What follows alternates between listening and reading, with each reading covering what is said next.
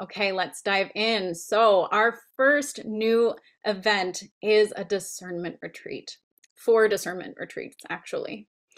So, these day-long retreats, hosted on Saturdays, engage the pastoral cycle of experience, reflection, and action within a community of learners to foster vision and clarity and confidence for next steps.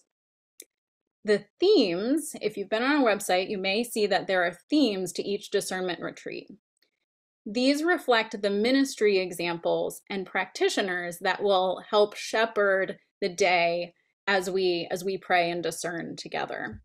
And we'll share more about each of these themes in just a moment. One thing we encourage you to do for these retreats is to invite someone to come along with you, a colleague or fellow minister from your group, so that you can be working through the process together. But if it's just you, that's okay too. There's a suggested donation, but of course we never want cost to be a barrier. And so just let us know if that's not possible.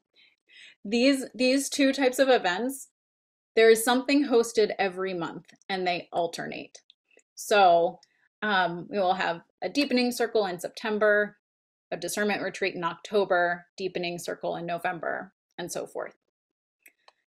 So these deepening circles are 1.5-hour workshops hosted in the evening on topics of interest that are shaped by you. So we'll gather together in large group for prayer and icebreaker and learning, and then we'll break up into small group circles to share and reflect on this theme with practitioners from similar areas of ministry. And in our first deepening circle on September 28th, we will practice forming community agreements. So this will serve our continued gatherings, and we'll go through a process that you can bring back to your group to form your own community agreements. In this first workshop, we will also collect your hopes and ideas for future deepening circle themes, so you don't want to miss it. Okay, so you've heard me mention these themes and affinity areas. Where did these come from? Basically from listening to you at circle events and all kinds of other venues. These 4 areas really rose to the top as being the places that you are either already using or hoping to use restorative practices in ministry. So first I'm going to say a few words about each of these affinity areas in case you're thinking, I'm not sure what that means, or I'm not sure where I fit. And then I'll explain how they take shape in each of the events.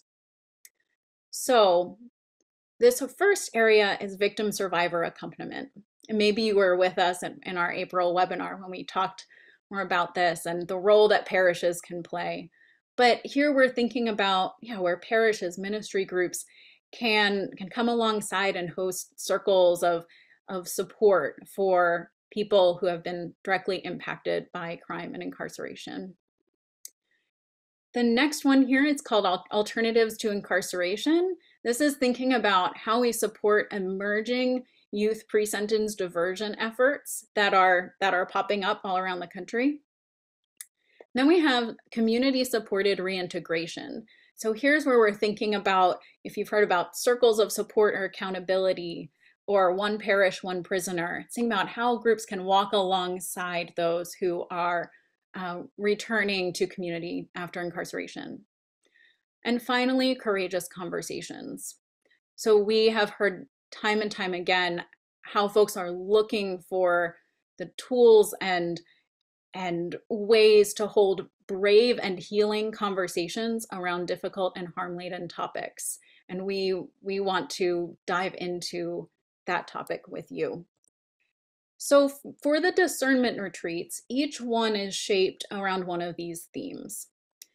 And you're encouraged to attend the discernment retreat that in the theme that's closest to your desire. But if you're unsure or considering another area of practice that isn't included here, that's okay too. Go ahead and register. And so then in each deepening circle, after the large group portion, when we move into our small groups, we'll gather by affinity area so that we can be reflecting on the themes with folks in similar areas of practice. As a final note, we are looking for folks to help us out with circle keeping. So if you have training or experience in circle keeping, and it's okay if you feel like, oh, I just did one training, but I haven't done a lot of it yet, that's okay. That's why we want this to be a place for you to practice those skills as well. So there will be a time at the end of the webinar where you can let us know if you're interested in serving and helping out as a circle keeper.